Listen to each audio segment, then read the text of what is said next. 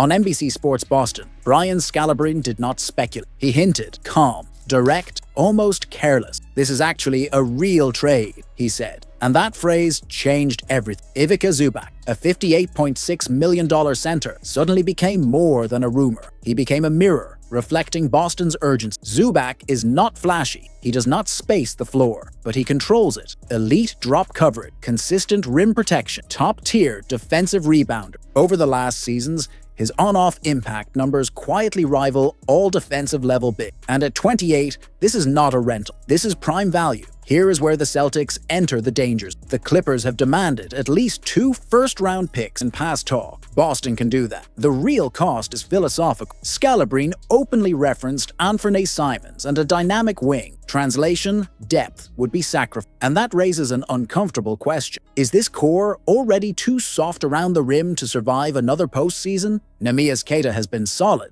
respectable. But playoff basketball is merciless. Asking Queta to anchor a championship defense is gambling, not planning. Zubac changes that instant. He allows Tatum and Brown to defend forward, not emergency center. He stabilizes a defense that is currently surviving on effort. The controversial take? No one wants to say. This trade is not about upgrading talent. It is about admitting the roster construction failed. Stevens bet on flexibility. The league bet on size. And history sides with the league. If Zubac is truly available, Boston cannot hesitate. This is not a luxury move, it is a correction. And if the Celtics wait, another contender will not. What if the move that saves the Celtics season is not bold, but painfully familiar? Boston was supposed to be in a gap year. Instead, Joe Mazzulla has this team sitting third in the East, second best offensive rating in the entire NBA. The offense hum. The spacing works. The stars deliver. But then comes the uncomfortable truth. This roster is surviving without a real defensive backbone in the paint. And survival is not how championships are won.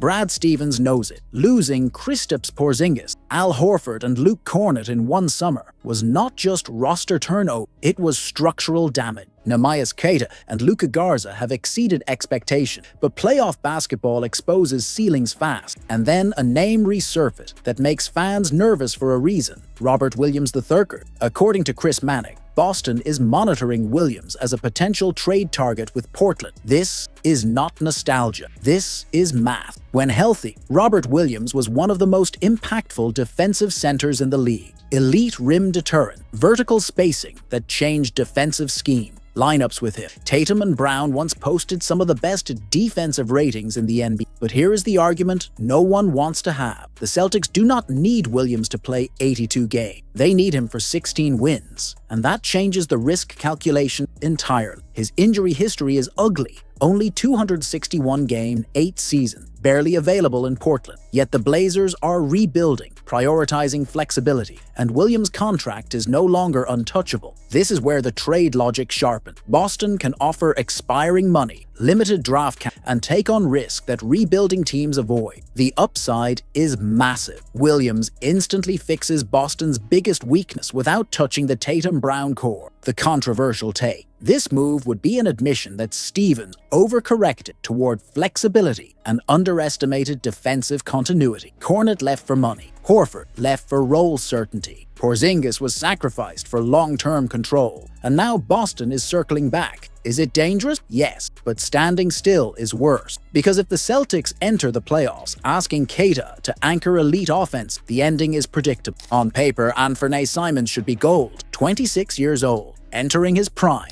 elite shooter, offensive spark, exactly the type of guard teams chased 5 years ago. Yet Portland moved him without hesitation, sending him to Boston for Drew Holiday. At the time, it felt bold. Now it looks surgical. This is not about Simons failing. It is about the league changing faster than perception. Front offices no longer pay premiums for guards who score, but cannot defend at a high level. Recent history is brutal. Trae Young, a 4-time All-Star, moved without a single first-round pick attached. Scouts around the league quietly admit it. If you do not guard, your market collapses. Boston is now living inside that reality. Simons is on an expiring deal worth nearly $28 million. His numbers are fine, not special. 13 points per game on strong efficiency, but little defensive impact. Joe Mazzulla is still searching for lineups that hide his weakness without killing spacing. And as the trade deadline approaches, the Celtics face an uncomfortable truth. Simons might be more valuable on the floor than on the market. Here is the controversial angle. Keeping Simons could actually be the smarter move. Not because he fits the long-term vision, but because the league no longer rewards trading this profile of player. His value is depressed. Boston is third in the East. Jayson Tatum is trending toward a return. A microwave scorer who can swing a playoff quarter might matter more than chasing picks that no contender is offering. Portland understood this before everyone else. Jrue Holiday, even at 35, still defends, still organizes, still fits playoff basketball. That archetype survives market swing. Simons does not. What if Jayson Tatum's return completely shuts down one of the most logical trades in the Eastern Conference? For months, the assumption around the league was simple. Boston would sell, manage the tax, preserve flexibility. But that logic collapses the moment Tatum's Achilles recovery accelerates. According to league chatter, his return is no longer a distant hope. It is imminent. And suddenly, the Celtics are no longer survivors. They are buyers. Even without Tatum, Boston sits firmly in the top 3 of the East with one of the most efficient offenses in basketball. Jaylen Brown has evolved into a true first option. The shooting depth has masked roster flaws. Add Tatum back into that equation, and the message from Brad Stevens changes instantly. You do not sell when a title window cracks open. That is where Detroit's problem begins. Sam Hauser once looked like the perfect target. Cheap contract, elite movement shooter, exactly what the Pistons lack in half-court offense. But Boston has no incentive to weaken itself for a direct conference rival, especially not when Hauser's spacing becomes even more lethal next to a healthy Tatum. Here is the uncomfortable truth. The Celtics and Pistons are built in opposite directions. Detroit has size, defense, physicality. Boston has shooting, skill, perimeter creation. A deal makes basketball sense. It makes zero competitive sense. Helping Detroit balance its roster could come back to haunt Boston in May. The spicier take nobody wants to say. Tatum's return likely freezes Boston's trade as Hauser stays, picks stay. Instead of dumping salary, Stevens can hunt marginal upgrades at center or defensive depth without touching the shooting. Detroit, meanwhile, is forced back into the wild. Elite shooting is expensive. Contenders hoard it, and Boston has zero reason to negotiate from a position of strength. The trade deadline just shifted. Not because of rumor, because Jayson Tatum is walking back through the door.